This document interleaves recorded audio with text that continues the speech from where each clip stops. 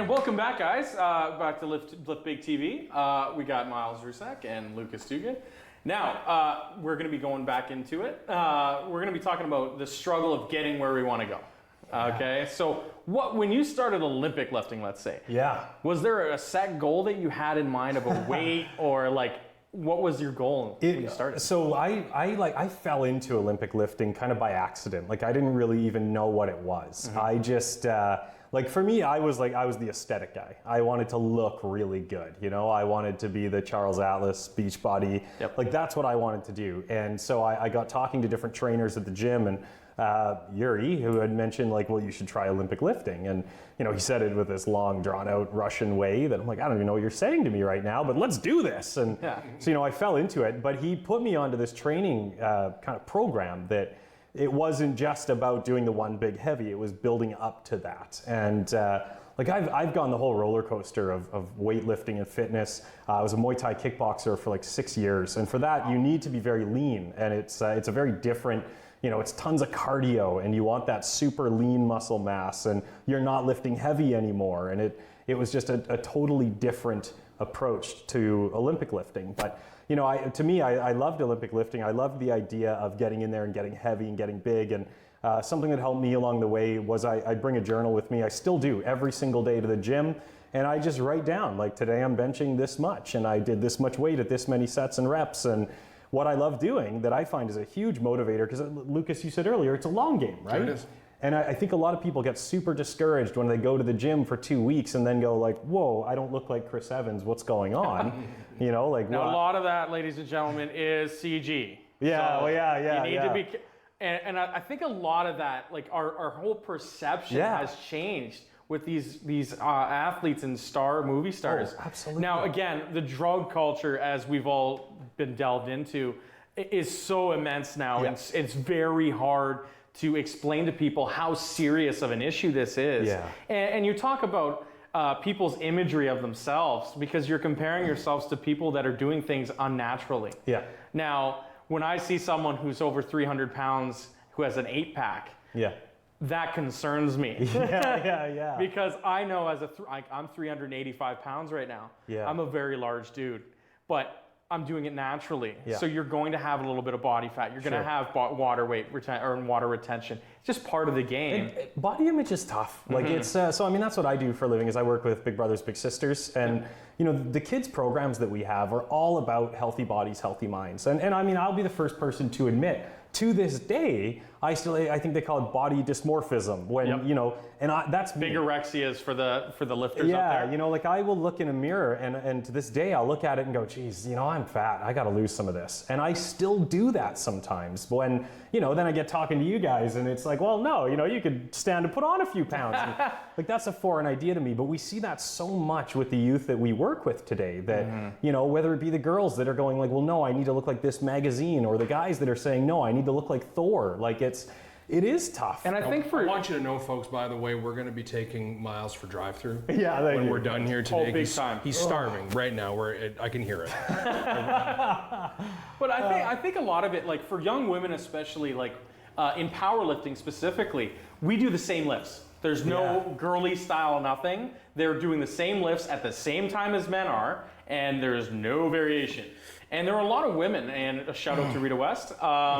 She is one of the best women trainers I've ever seen. And when I did my Canadian bench press record of a 450-pound bench, she was the person that was giving me a lift command.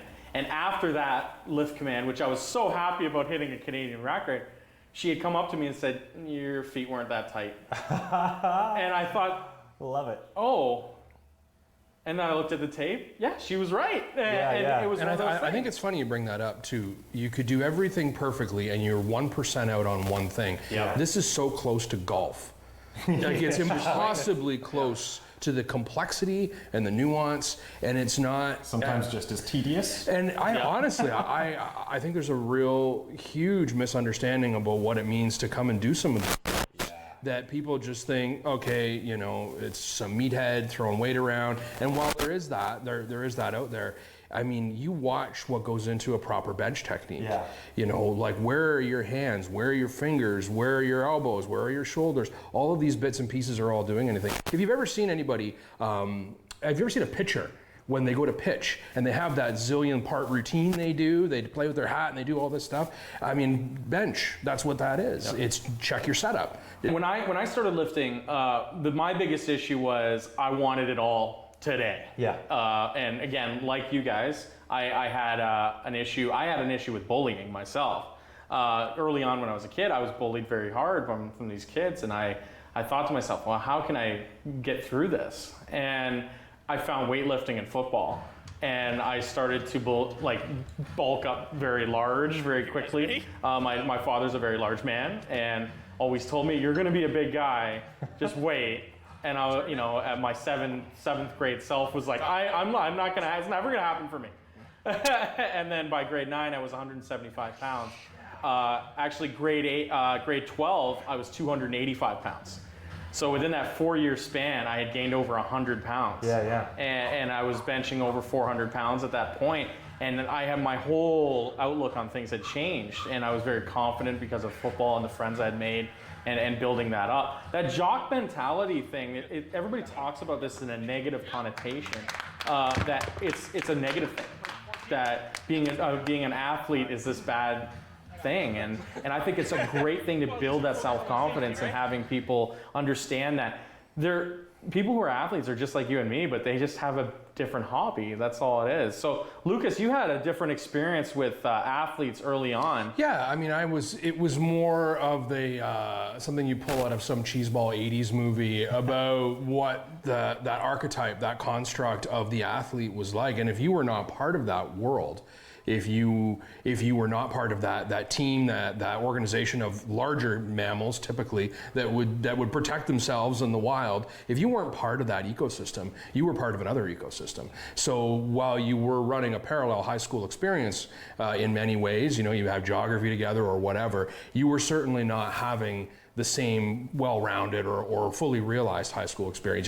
You notice that as an adult when you talk to people and they go, well, I had a really great time in high school, and I'm like, jock. Yeah. I was the music drama kid in school, yeah, so I played exactly. Ironic. I mean, I was in drama and I was in the weightlifting course, and I was a football player as well as the drama program. Yeah. So you talked about that before, about there being a weightlifting course at North Park. Now we're quite a bit different in age. I think had there been a weightlifting course at North Park or my high school when I was there, I probably would have looked into that, because unless you were already doing it, unless someone had initiated it, like an older sibling or a parent, or because you were in organized sports, you weren't just going to find weightlifting. Mm-hmm. But if that was a course that you could take, it was available to you, go, okay, all right, I know nothing, I'm a rookie, I'm just going to start out and see how it goes. So that I would have totally taken advantage of that for sure. Me too. And for me, when I was in high school, and I got into wrestling like halfway through high school, and I was terrible at it. Like I said earlier, I was like 80 pounds. I was awful at wrestling. But we would do kind of a couple of days of wrestling training, then we would get into the gym, and but our coach would sort of just walk on this treadmill while we're just sort of set loose in the field to be like, here, lift some things. Have fun, children. And for me, that was a huge thing about really seriously getting into the gym before I had a trainer. I had no idea what I was doing, and I didn't understand that you can't just pick up a 15-pound weight and start going like this, and then put it down and say, oh, wow, yeah, I did my arms today. There's routines, and there's reps, and learning sets, and learning about max weights and technique, and all of these things that come into it. And that's where it kills me when I go to the gym and you'll see the people that they really do want to be there, and their hearts are in the right place, but they're just doing it wrong. Yeah. And but a lot of people, when they're new to the gym, they're very intimidated, and everybody thinks that everyone's there looking at you, which I always laugh, because nobody at the gym is looking at you. They're looking at themselves in the mirror. Yeah, that's what we're all doing. Well, but it is a process. I always used to. I loved when people would ask me questions. Yeah. Now again, not in the middle of a set. Yeah. Which can be a little bit distracting, but. Make sure that if you see somebody that is a stronger lifter, or somebody who's doing something that you would like to do, ask people questions. Like when I go to a powerlifting competition, people think we're the alpha male and alpha female people, and we don't know, we're in direct competition with each other, and we're not gonna talk to each other, and that's it. But when I go to competition, it's a like-minded convention basically, where we're all going to lift the same kind of stuff. And we're all having conversations. When I have conversations with my friends at powerlifting meets, I say to them, well, what are you doing for training? What's your recovery like? Is there something you've added? And then I'll do the same, and I'll say, hey, you know what? This really worked for me. Yeah. Like, maybe you should try this. Oh, you're having some shoulder issues? Well, this is what I was doing to stretch that out. You know, and it's a building process. And I think people need to be more open with their fitness and training, that they have to be able to say, I need help. Can you help me? And all those out there, that when you have the knowledge, you need to tell people. You need to get that knowledge out there, because you can't take it with you. No. Okay? Yeah, somebody once told me that, and it really stuck with me, you always send the elevator back down. Yep. Every single time, you always send the elevator back down, because someone sent it down for you, so now it's your turn to send that back down. I think that's important. Yeah. Yeah, and you know what? Like, when I started lifting and I was really starting to get stronger and help, and 400 plus pound benches, I found that the guys at the top that had 450, 500 pound benches, they were the biggest mentors, because at some point they know they're not going to be able to lift like that anymore.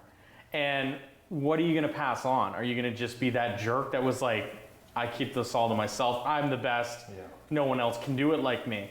I don't think that's how it should be. And I think when we look at things, we need to change our outlook, okay? That fitness affects all of us. If we are healthier, we don't spend as much money on healthcare, or having issues later in life. Bone density is a big issue.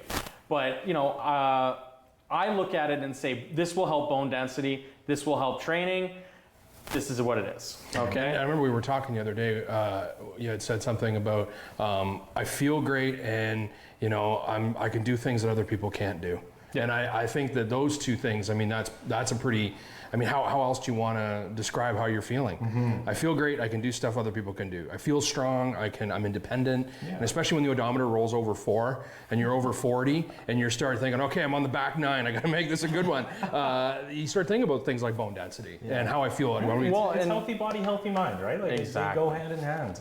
Well, and thank you guys for having you on. And Myles Rusak is from Big Brothers and Big Sisters. Is there a website that we can get you at? Bigdifference.ca. And Lucas Duguid of Octopus Red. Octopusred.com.